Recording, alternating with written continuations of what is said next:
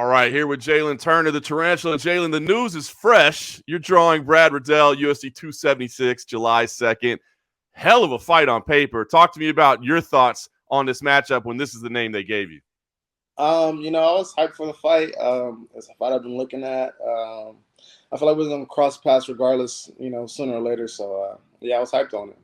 Yeah, I mean, 4 wins in a row for you right now, 4 finishes. I mean, you're getting things done, but you know this division is absolutely stacked. So to get a ranked opponent, were you did you feel like, oh, they have to give me a ranked opponent now, or is it still kind of nice? No, all right, we about to break into these rankings. Man, we about to break into these rankings, man. That's how I'm looking at it. I worked hard for it. We're here. I didn't care who they gave me. I was hyped on it, ranked or not ranked. But I got Brad, so I'm with it.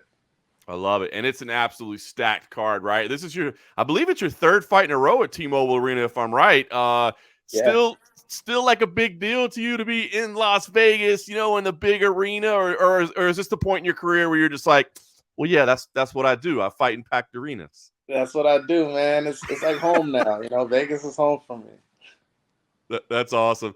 But going in there, man, going into those big buildings, man, those sold out crowds, is that Like immensely. So when I walk in, I'm like going through the tunnel. I like have a little nerve, and I just shake it off. I start like slapping everybody's hands going in. I'm like, all right, like I'll just zone in, lock in, and man, like just hearing the crowd after a win is like. Or even after like you hit a good punch, a good just the odds, it's gratifying. It's crazy. It's funny, man. I mean, obviously, the last couple of years dealing with what we've had to deal with, like the apex has been tremendous, right, to give everybody an opportunity to compete. But it's just not the same as going in front of like 17,000 people going crazy, right? It in the process of the fight, it's all the same. But like before and after, it's like, oh shoot, that's where it's intense.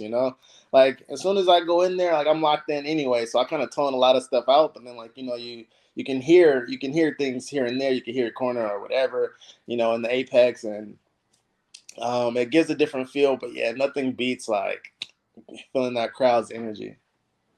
I don't know if you had a chance to look at this lineup yet, but this card is absolutely stacked, right? Now, I don't know where your fight is going to fall on it, but I do wonder, like, is there any part of you that's like excited because this, you keep fighting on these pay-per-view cards, they're loaded, or is there any part of you that kind of wants to be on a fight night where maybe you're the co-main or maybe the main event, getting that added attention? Which one do you like? Man, I'm not gonna lie, I do want to fight on a fight night, man.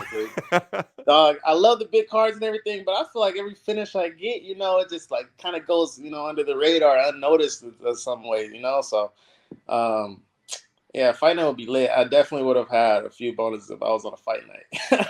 Yeah, right. You keep getting on these stacked cards where it's like the absolute best of the best, and maybe it gets overlooked a little bit. Yeah, definitely. But it's all good. It's a part of the process. I'm building in different ways, getting the eyes on me, regardless.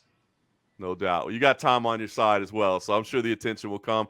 I guess between fights, I saw you took a little vacation to Paris. I guess was there any work over there, or was that just all fun and games? What was that about? My boy Lorenz Larkin was fighting, and he asked me to come corner him, so I cornered him, went out, got to see the whole experience, like the Bellator experience, being out there. It was pretty cool. It was fun. It was a great time. I was still training though, couldn't be too lazy. But yeah, dude, it was intense. I loved Paris. It was a beautiful like city to see. It was amazing. That's awesome. Would you want to be? I mean, is it the kind of city you'd like to be when the UFC goes to Paris? That maybe you take a trip and say, "Put me on there." No, definitely. Like definitely. I was already thinking about it. I was like right after the card, I was like, man, like UFC needs to come out here, and then like boom, like I think they announced the London card. I was like, oh shoot, that'd be sick. I think aren't they going to Paris too also? It's supposed to happen, I believe, in September. I think is the date they're looking at. Yeah, I could do that. I love it. I thought your quote was awesome too in that post. You just said, when you travel the world, like you're never the same after that, man. I guess how did that trip impact you?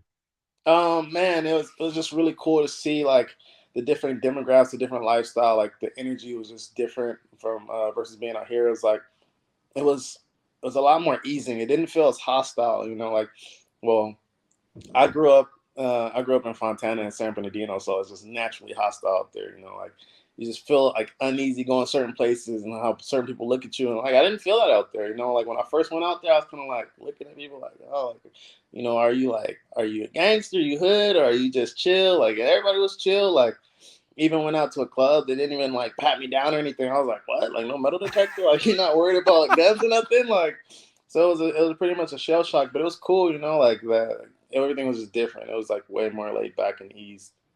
It's awesome, man. I love traveling. Not so much now that my son's older. Like I don't like being away from home as much. But I completely agree. I think when you travel the world, and I think you see that like we're all kind of the same, man. We're all, no matter where you're from, like we're all kind of after the same thing. We're all kind of trying to live the same life. Like I just think it helps you understand the rest of the people around the world. You know? Yeah, it definitely does. And also that quote was from Nipsey Hussle.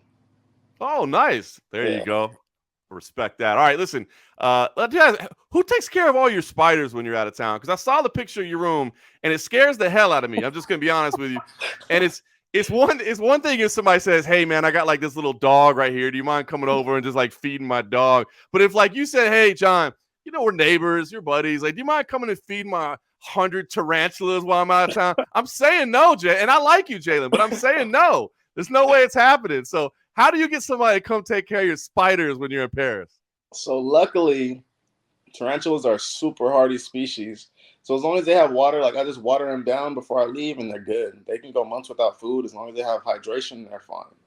Really? So do you actually like pour water on them or just pour it in the cage? Or I pour water in the cage, and then I'll leave like little water dishes in there, and they're good. They're fine. They that's could go like they could last like a couple weeks if I just don't do anything and they got their water. They're good.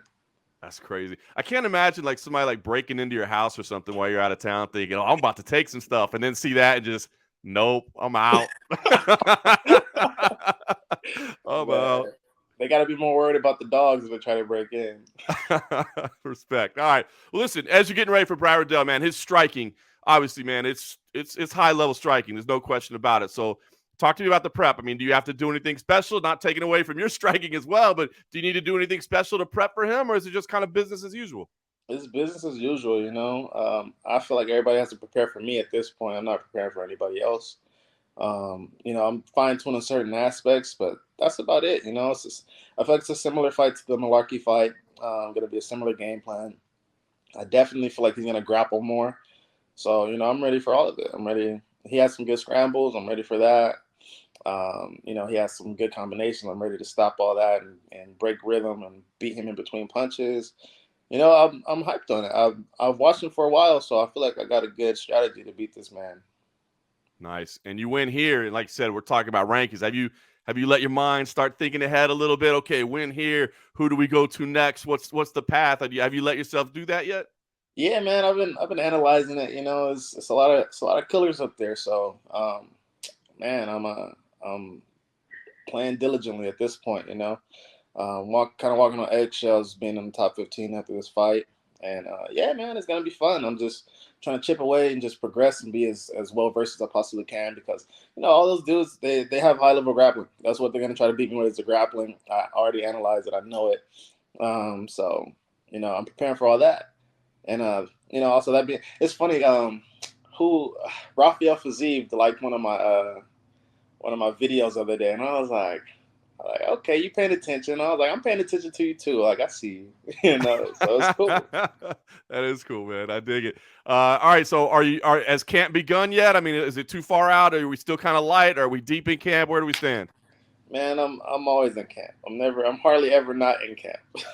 But honestly, I hit this last couple weeks really hard, so I'm gonna start tapering it down because I don't want to like peak too early. Cause I only got like 6 weeks, so I always tell people I only need like 4 weeks and I'm ready to go. But yeah, man, I'm in camp full force. Probably gonna the weekend off, a couple days off because it's my birthday weekend. So have a little fun, stay a little controlled, and then get back on it. I love it, man. Well, you deserve it. And listen, I think everybody's excited about this one. I know we got 6 weeks or so until the fight, but I think as soon as this one got announced, everybody said, "Oop, that's one I got to watch right there." So is that what I know? You're talking about those bonuses? Is maybe this one of those bonus kind of fights? It definitely is. I have no doubt. I have no doubt it'll be a bonus worthy fight, but also the card is stacked. So you can't call it on this one, man. But I'm gonna go show my ass out there, man. I'm gonna put it all on the line. So we'll see. I love it. Can't say it better than that. Awesome. Jalen, I'll let you get back to it. Enjoy your birthday weekend. Enjoy the rest of the preparation. And we look forward to seeing you out here in Vegas later this summer. Yeah, man. I'll see you in there. Thank you. Appreciate you.